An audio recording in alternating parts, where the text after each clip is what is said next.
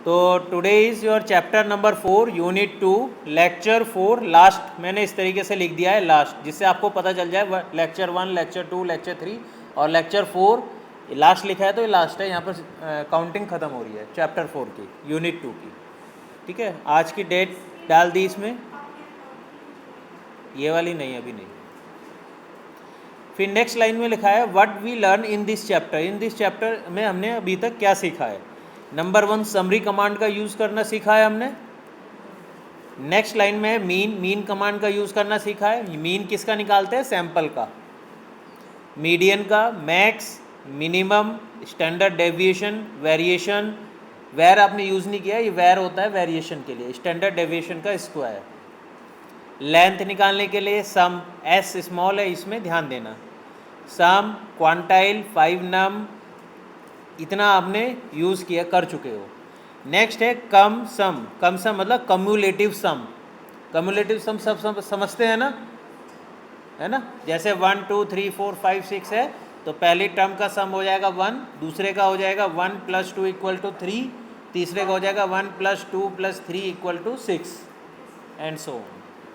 Similarly cumulative maximum, cumulative minimum, cumulative product, sequence along याद है किसी को क्या करता था? वैसे लिखा हुआ है यहाँ पर, this command create a simple index of the sample. जो भी आपका सैंपल होगा सिर्फ उसमें इंडेक्सिंग करता था। इंडेक्सिंग मतलब 1 पे ये है, 2 पे ये है, 3 पे ये है, 4th पे ये है, पोजीशन देता था और कुछ नहीं। सीक्वेंस अलोंग, अंडर स्कोर करके, सीक्वेंस के बाद अंडर स्कोर है देन अलोंग है। नेक्स्ट लाइन में है call some.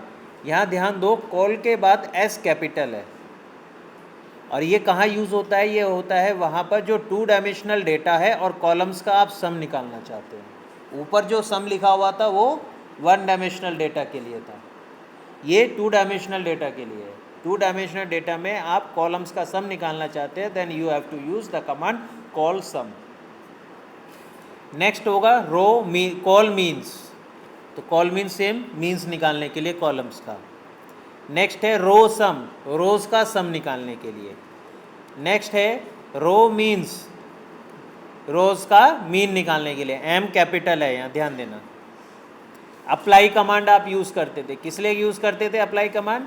Use to apply many function to column और रो ऑफ डेटा फ्रेम और मैट्रिक्स। ठीक है, मैट्रिक्स और डेटा फ्रेम में अप्लाई फंक्शन का यूज़ करते थे जब आप कोई फॉर्मूला उस पर अप्लाई करना चाहते हैं। तो आपको इससे याद रहेगा कि पिछले 3 लेक्चर्स में हमने क्या क्या पढ़ा है, ये एक तरीके से रिवीजन हो जाएगा। L apply, S apply are similar but design for list object. Table command create contingency table, F table create flat table, X tab use to return to table. Means table की जो values हैं हम 1 0 में ना चाह के table की values चाहते हैं आउटपुट में, तो उसके लिए ये कमांड है एक्स टैब। नेक्स्ट है margin dot table, it will give you sum of all the matrix, full matrix का सम आ जाएगा। याद आ रहा है ना, मार्जिन कल पढ़ा था हमने, मार्जिन डॉट टेबल, उसमें 1 लिख दोगे तो रोज़ का आ जाएगा, 2 लिख दोगे कॉलम, और कुछ भी नहीं लिखोगे तो पूरे का आ जाएगा। प्रॉप डॉट टेबल, प्रोपोर्शन हमने किया था कल, समझाया था मैंने, वही चीज़ है। Add margin, this command apply for any function to rows and column of the table. इस टेबल चेक करने के लिए कि ये टेबल है या नहीं है। इज मैट्रिक्स, ये चेक करने के लिए कि ये मैट्रिक्स है या नहीं है। क्लास, ये चेक करने के लिए कि क्लास चेक करने के लिए आप यूज़ करते हैं।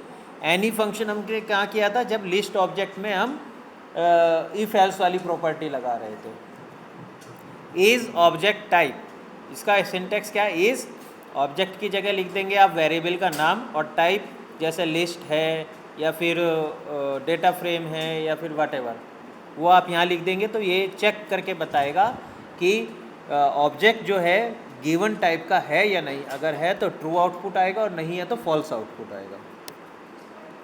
सिमिलरली इनहेरिट्स है, ये फॉर लूप का यूज़, इनहेरिट्स मैंने आपको क्लास में नहीं पढ़ाया लेकिन वो है, दोबारा बोलो। हाँ, ऑब्जेक्ट टाइप, इसका मतलब ये है कि यहाँ पर तो आप लिखोगे वेरिएबल नाम, जैसे आपने बर्ड है, बर्ड लिख दिया यहाँ पर, बर्ड असाइन कराया उसमें मैट्रिक्स, और फिर यहाँ लिख दिया बर्ड, जिसमें भी आप असाइन कराओगे। फिर आगे टाइप में लिखोगे आप मैट्रिक्स लिख दो, डेटा फ्रेम लिख दो या लिस्ट लिख दो। अगर आपने मैट्रिक्स लिख दिया तो क्योंकि बर्ड मैट्रिक्स है तो आउटपुट आएगा ट्रू, और अगर आपने यहाँ पर टाइप में लिख दिया डेटा फ्रेम तो आउटपुट आएगा फॉल्स। इसका मतलब यह है, इज का मतलब क्या this object is of given type और नॉट। फॉर हम का यूज़ किस लिए करते हैं? फॉर लूप लगाने के लिए, लूप क्रिएट करने के लिए, ये बार बार ऐसे चलता रहेगा। If else test the conditions, if satisfy है तो ये फॉलो हो जाए, अदरवाइज कंडीशन सेटिस्फाई नहीं हो रही है तो एल्स वाला पार्ट फॉलो हो जाए। नेक्स्ट है एनी, वही सेम फंक्शन है any. Function customize command can create using function command. Function command तो शायद नहीं पढ़ी ना आपने, हाँ ये फंक्शन बनाने के लिए है, लेकिन वो रहने तो, उसका नहीं दिया चैप्टर में तो इस पर क्वेश्चन भी नहीं आएगा। सीक्वेंस, सीक्वेंस याद है क्या होती है? सीक्वेंस कमांड में क्या होता है? सीक्वेंस जनरेट होती है। जैसे आप सीक्वेंस 10 लिख देंगे तो आउट जनरेट हो जाएगी 1 2 3 4 5 6 7 8 9 10। करके दिखाऊं?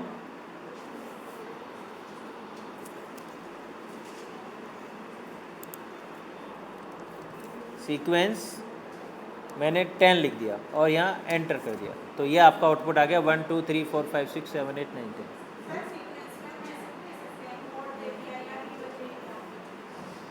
सीक्वेंस में और दे दिया या इवन दे दिया? हाँ दे सकते हो, बनाओ कैसे, सोचो कैसे दोगे, देखना होगा उसकी, है ना। उसमें आपको देना होगा डिफरेंस जो है वो 2 का होना चाहिए, और कहाँ से स्टार्ट हो रहा है कहाँ एंड हो रहा है।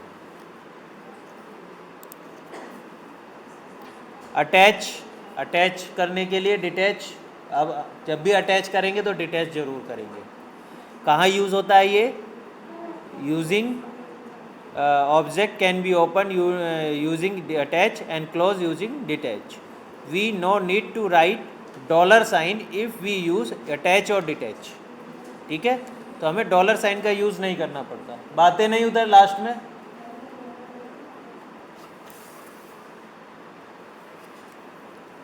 ठीक है। ये अटैच और डिटैच हो गया, कुछ कुछ याद आ रहा होगा आप लोगों को। नेक्स्ट है with command, used for temporary access to enclosing object. तो बेसिकली क्या हो रहा है, अटैच, डिटैच, विद और डॉलर, ये लोग क्या करते हैं, जैसे 2 डायमेंशनल डेटा है, उसका कोई एक वेक्टर पे हमें कैलकुलेशन या कुछ करना है, तो उस एक वेक्टर को निकालने का तरीका है, तो उस एक ही वेक्टर का आउटपुट हमें कैसे मिले विद गिवन ऑपरेशन।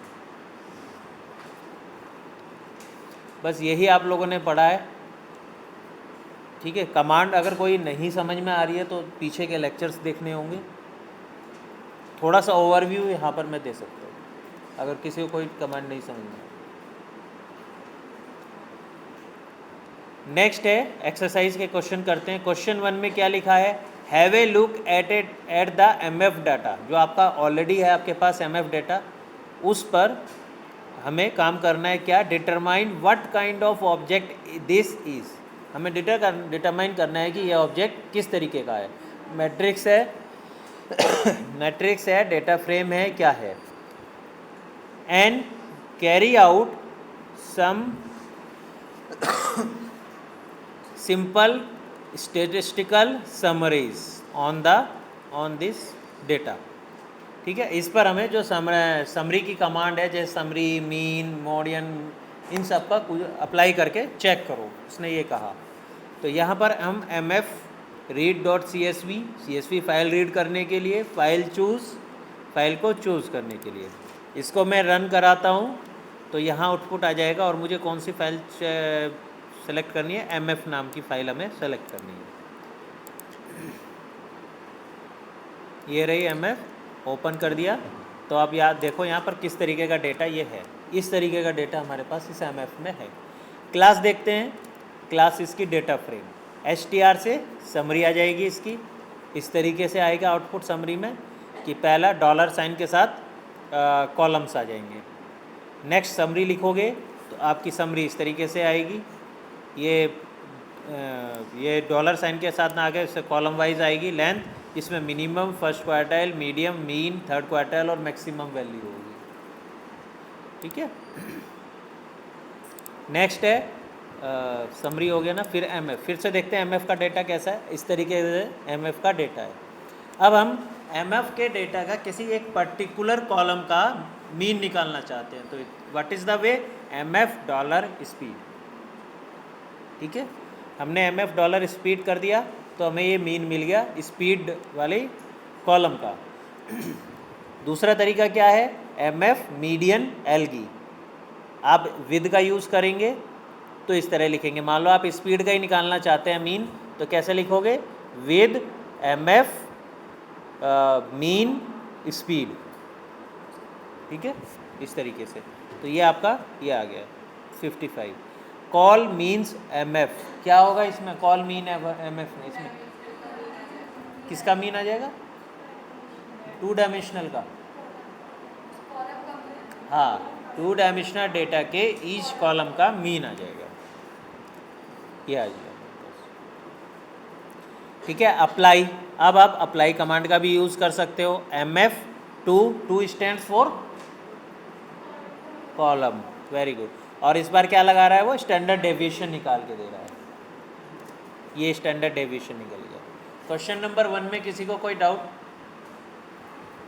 ठीक।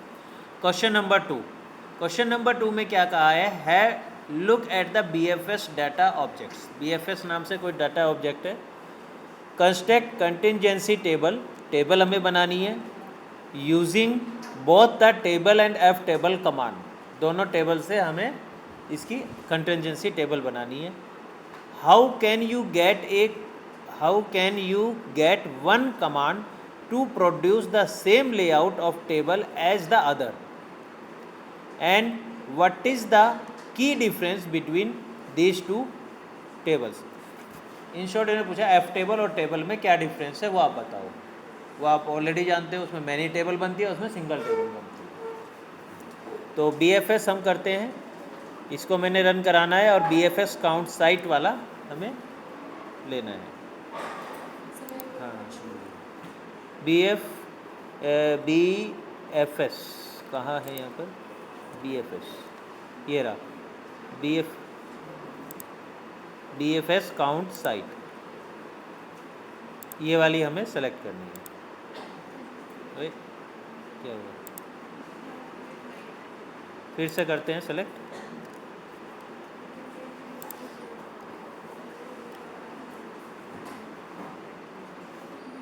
ये रही, ओपन करते हैं तो ये आ गया। बीएफएस में कैसा डेटा है, इस तरीके का आपका डेटा है बीएफएस में। ठीक है, काउंट और साइट, काउंट में ये है और साइट में ये अरेबल, ग्रेस, ये सब करके हेल्थ, 3 वर्ड के साथ है। क्लास देखते हैं, इसकी क्लास है डेटा फ्रेम। टेबल बनाएंगे तो ये आपकी टेबल बन गई। कितनी टेबल बनेंगी इसमें,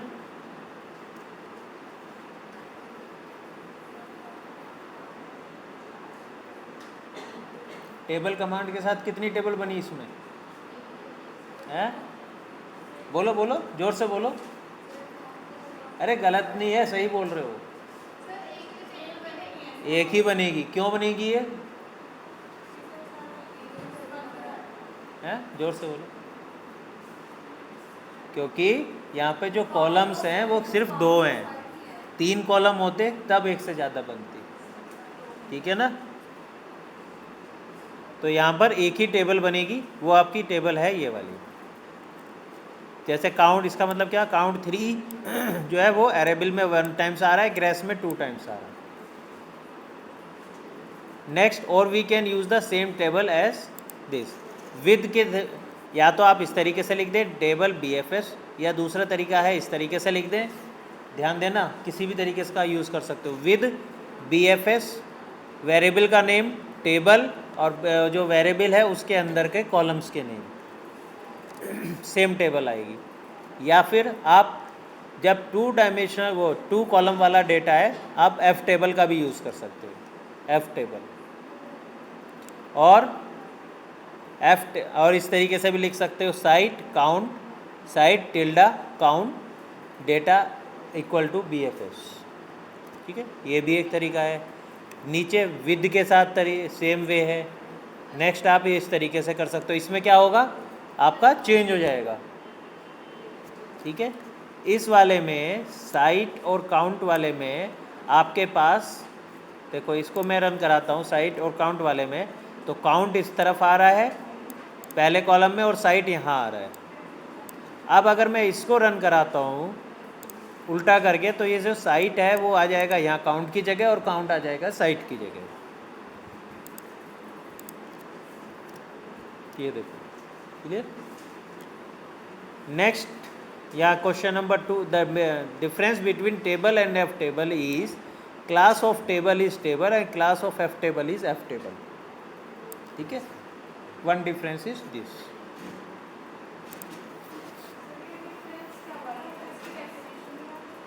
डेफिनेशन में ही डिफरेंस है।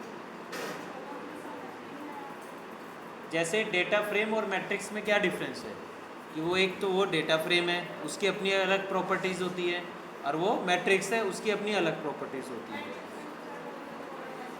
है ना। अब वो उसमें, अब इसी तरीके से टेबल और एफ टेबल में क्या है, उसकी क्लास आएगी टेबल, उसकी क्लास आएगी एफ टेबल, नंबर 1। नंबर 2, अगर कॉलम 2 से ज़्यादा है तो उसमें क्या होगा, टेबल में हमें सिंगल मिलेगी, एफ टेबल में हमें टेबल में हमें मोर देन 1 मिलेगी और एफ टेबल में सिंगल मिलेगी। तो दिस इज़ द डिफरेंस। जैसे डेटा फ्रेम और मैट्रिक्स में क्या डिफरेंस है, डेटा फ्रेम में आप न्यूमेरिक भी ले सकते हो, कैरेक्टर भी ले सकते हो, लेकिन मैट्रिक्स में आपको आइदर न्यूमेरिक होंगे सारे कॉलम या फिर कैरेक्टर होंगे। बातें नहीं उधर पीछे। नेक्स्ट है question number, any other question, query है? एफ टेबल ये रहा आपके सामने।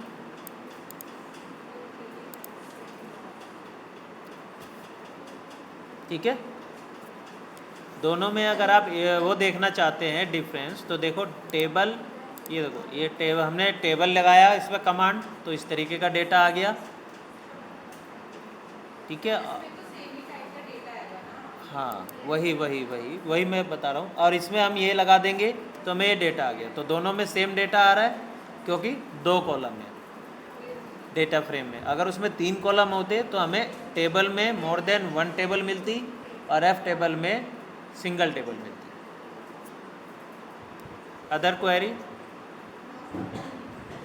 ठीक है, नेक्स्ट है आपका question number 3।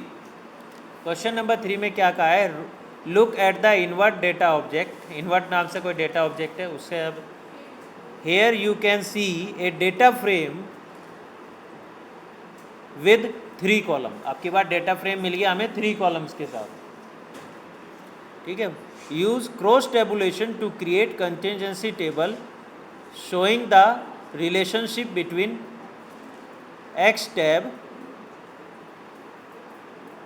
And habitat, taxa and habitat, इनके बीच में आपको रिलेशनशिप दिखाने के लिए टेबल बनाइए।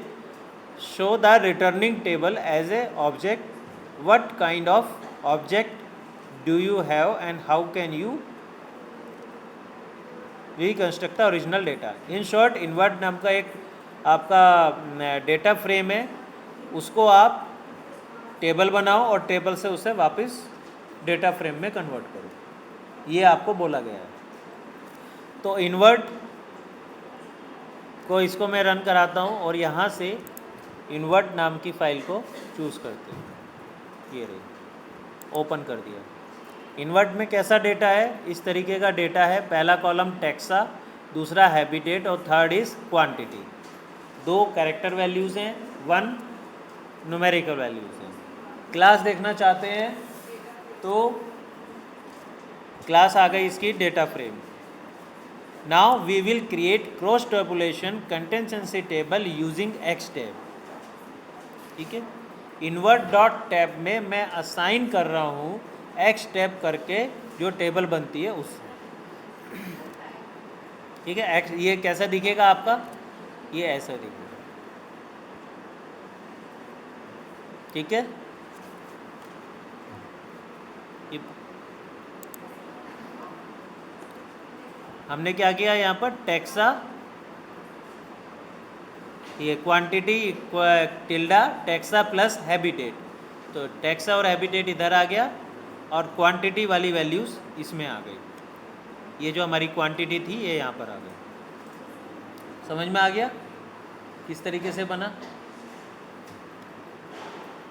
समझ में आया? हमारा जो ओरिजिनल डेटा था वो इस तरीके से था। उसने क्या करा, टेक्सा को तो ले लिया कॉलम में और हैबिटेट को लिख दिया रो में। अब ये जो रो में लिखने का फ़ायदा क्या हुआ, अपर जो तीन ही वर्ड थे, अपर लोअर अरे स्टेम, तो हमें बार बार नहीं लिखना पड़ा, लोअर स्टेम और अपर, और उसके नीचे उसका डेटा आ गया। तो ये इन्वर्ट डॉट टैब का हो गया। क्लास देखना चाहेंगे इसकी, तो क्लास आ गई इसकी X tabs. Now we reconstruct the original data. तो इससे हम ओरिजिनल डेटा कैसे लेंगे, as dot data dot frames. ये हमें ओरिजिनल डेटा मिल गया। ठीक है, तो now chapter 4 unit 2 is finished. तो किसी को कोई डाउट है तो पूछ लीजिए।